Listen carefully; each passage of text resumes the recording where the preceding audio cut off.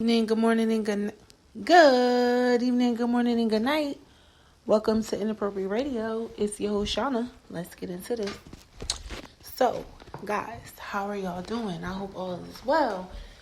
Today, we are talking about the difference between body snatchers and shapeshifters, okay?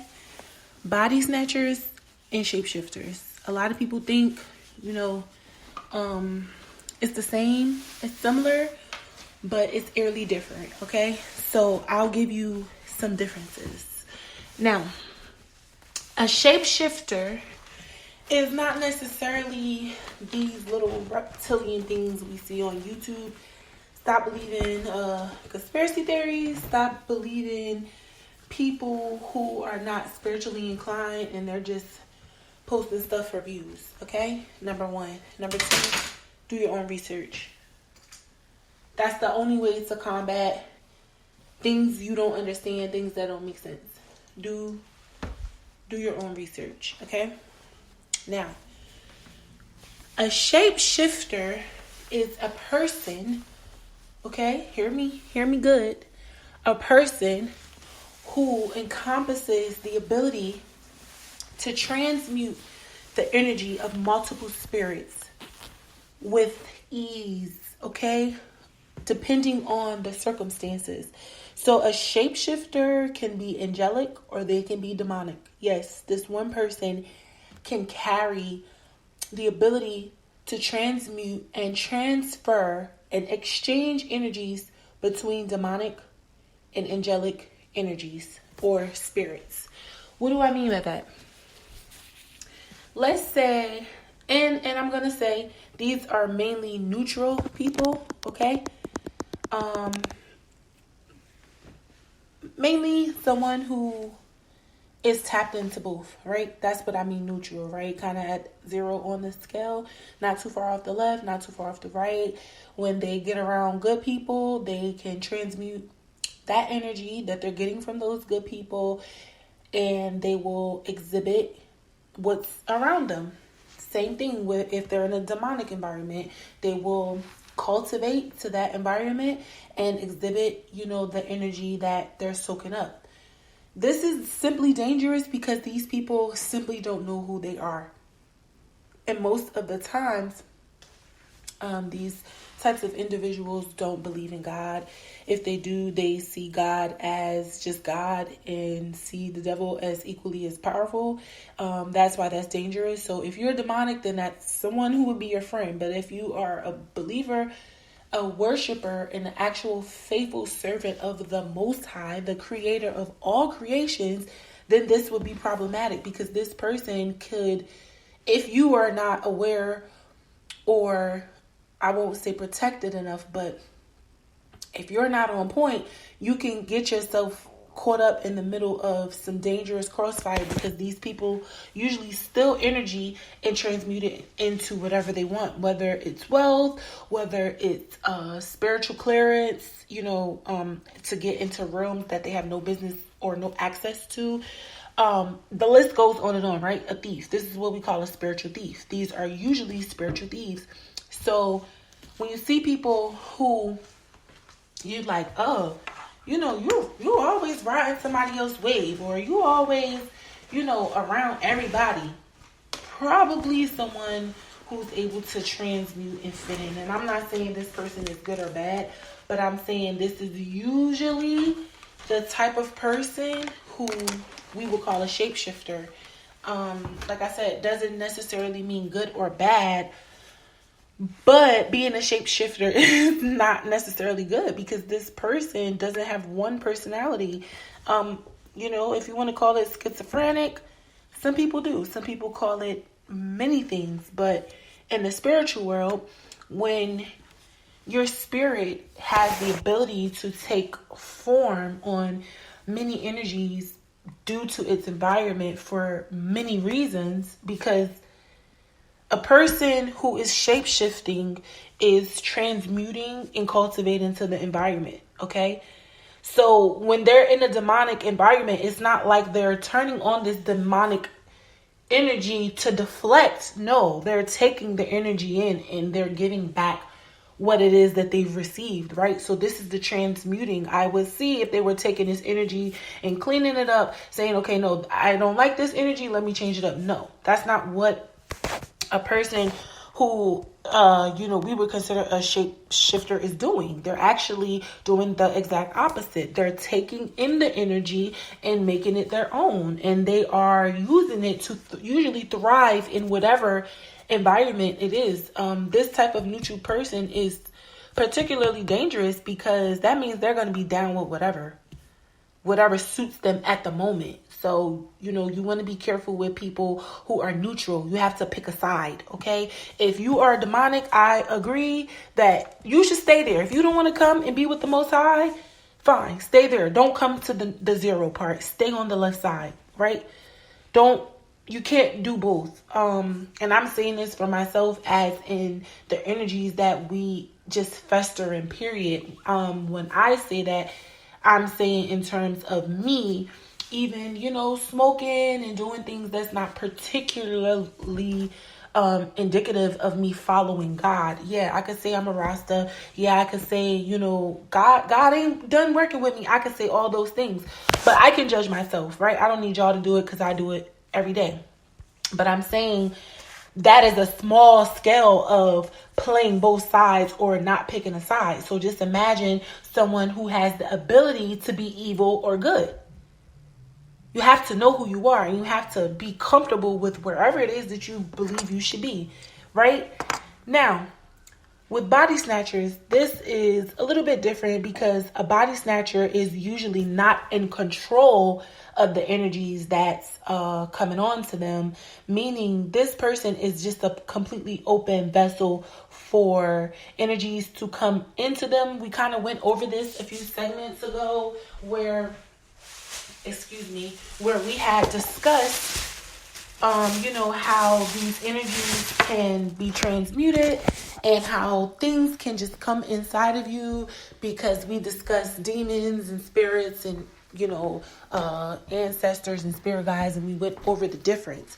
So with the body snatching, the thing with this is that the first thing that you should know is that anyone who is a body snatcher is technically just a spirit, and they're jumping from vessel to attack people.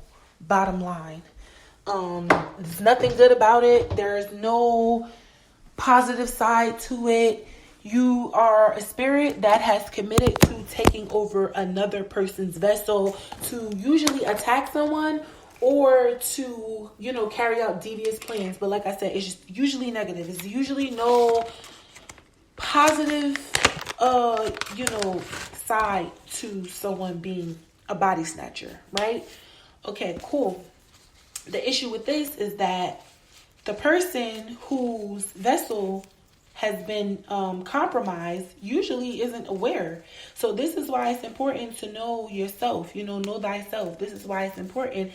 And another thing with this is why you have to be careful taking things from people.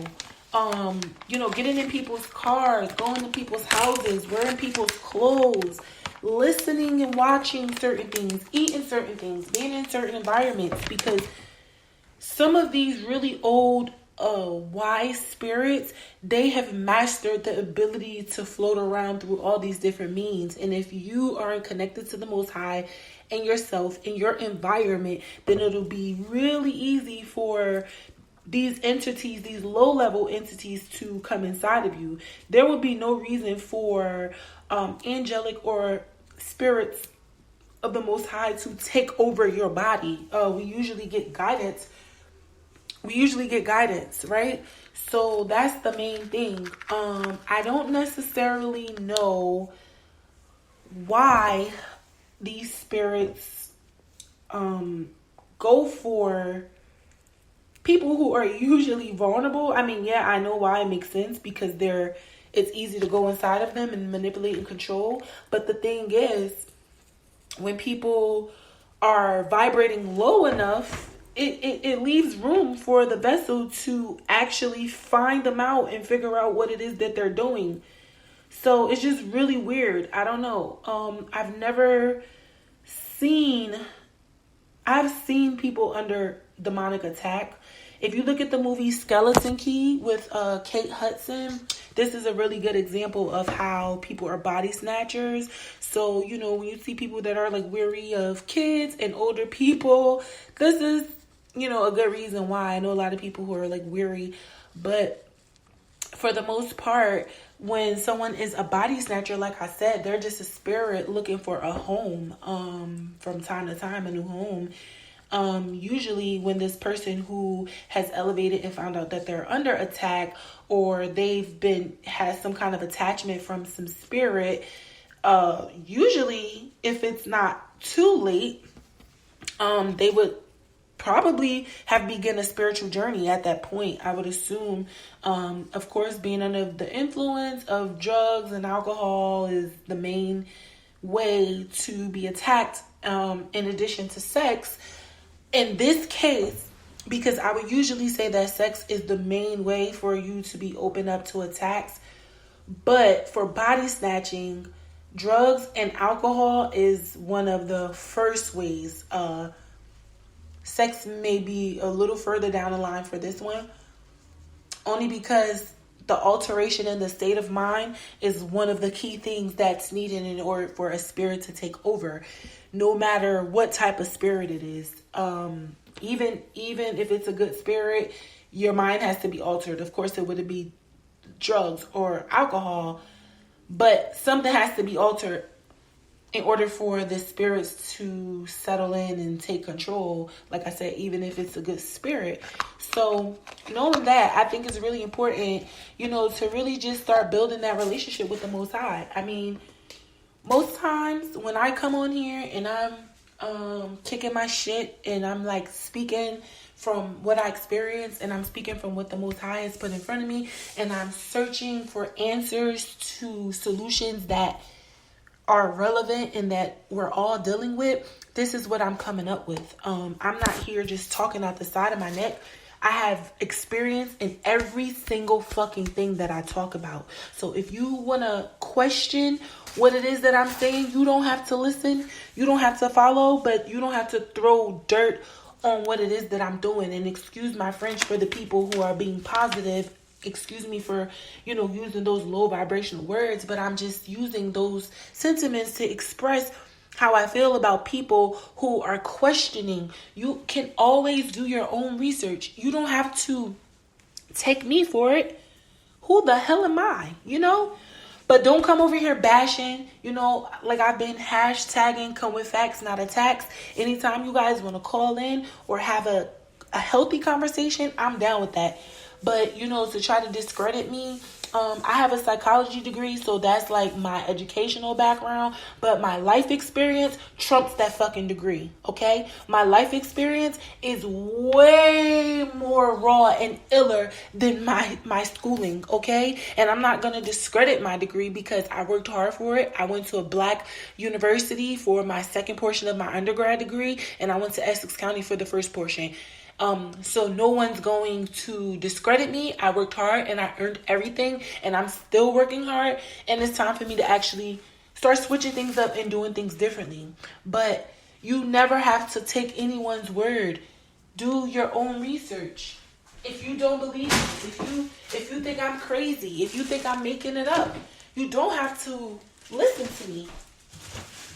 You don't have to believe me. You don't have to understand.